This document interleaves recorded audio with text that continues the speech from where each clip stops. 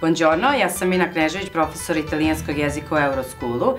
Ispričat ću vam par zanimljivosti vezanih za pojedine reči i izraze iz italijanskog jezika. Italijanski narod je svakako narod koji najviše na svetu vodi računa o tradiciji kafe. Svi znamo da izraz espresso znači brzo, jer se espresso kafa pije s nogu u 2-3 gute.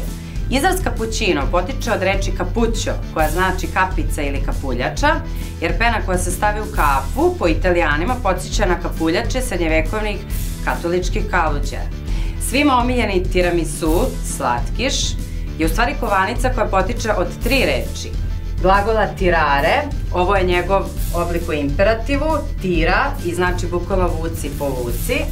Zamenice mi, mene ili me i priloške odredbe za mesto su, koje znači gore. Dakle, kovanica tiramisu bukvalno znači povuci me gore ili u slobodnom prevodu odvedi me gore na 7. nebo jer je slatkiš toliko lep. Ako želite da saznate još neku zanimljivost i da uspešno savladate gramatiku i konverzaciju italijanskog jezika, prego, benvenuti u Euroschool.